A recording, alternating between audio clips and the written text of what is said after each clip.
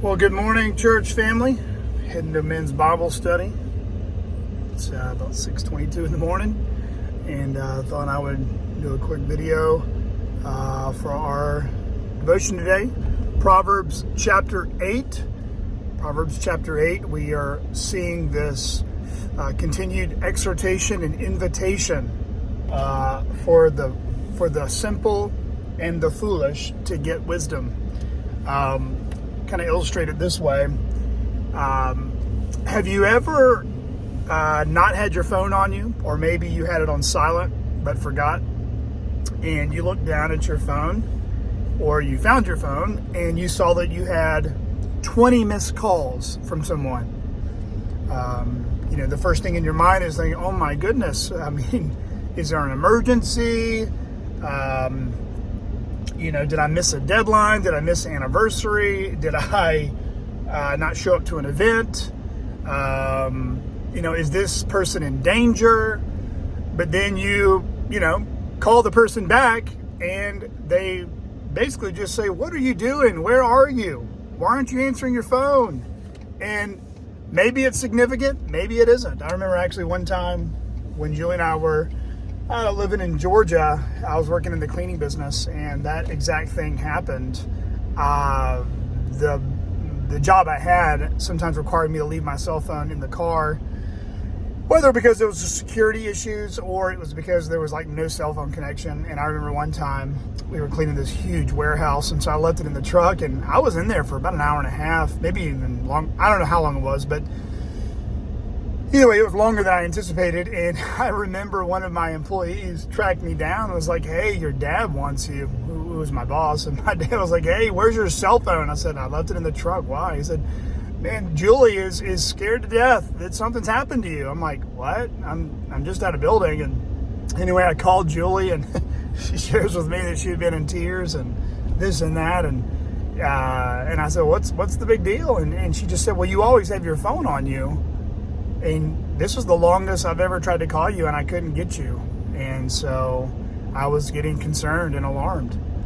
And so I think the principle there I just want to share is, when I got back to my phone, there were many missed calls. It wasn't 25.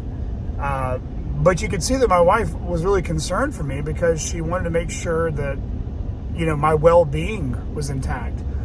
Well, Proverbs begins with that kind of concern. Does not wisdom call? Does it not cry out to you from the city gates, from the streets, from every basically street corner and every conceivable angle of your life? And he basically says, he calls out to the simple, to the naive, the inexperienced, the emotionally led, the ungrounded person. Get prudence, get wisdom. And then it's interesting in Proverbs, he moves from the reasons for it. He talks about how wisdom from God is pure, it's righteous, it hates that which is evil, loves that which is good. In other words, it talks about the kind of holy and pure nature of God's wisdom. And then he appeals to how kings and princes rule justly. How do they do that? Well, it's not by brute strength, it's not just by education or intellect, but it's by God's wisdom. And then he talks about creation. He goes all the way back to the creation of the universe, of the world, and appeals to, how do you think all this came to being? Have you not seen the clouds, the earth, the waves, the water, all of it? It was formed by God's wisdom. What's interesting there is if someone were to tell you, you need wisdom, young man, you need wisdom, young lady, you need wisdom, older man, you need wisdom, older lady, here are the reasons for it. First, think about the nature of our sin and folly.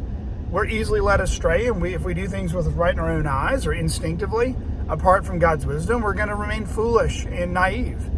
And so that would be one reason, is that God knows better than we do. It's his world. And then secondly, he talks about, by wisdom, princes and rulers rule justly. Well, think about what makes a good leader.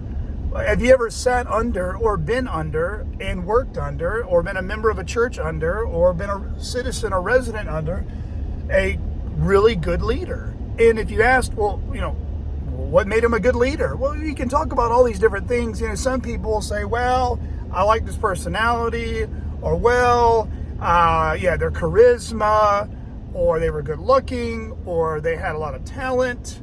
But if you get past those things that are really just not all that important, you get actually to things like character, integrity, decision-making, courage, self-control, hires, how they faced danger or evil, how they protected others from harm.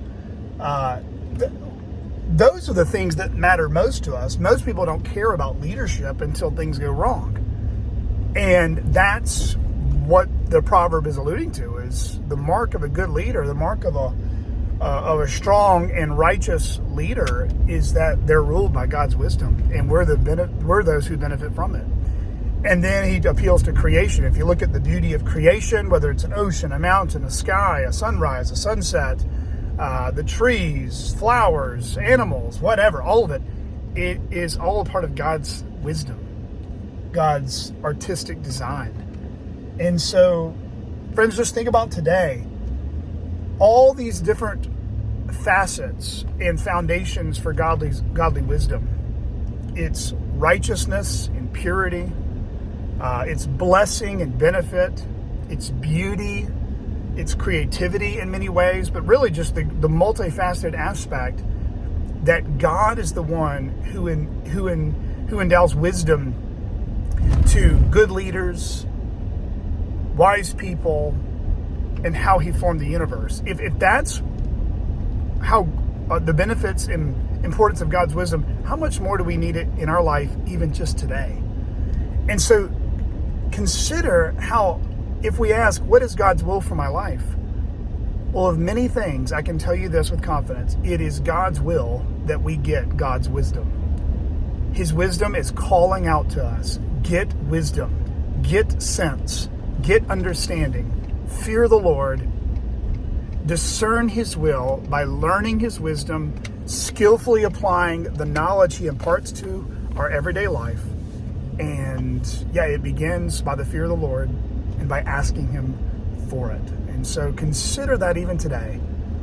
Throughout the day, stop and ask God to give you his wisdom on anything you need.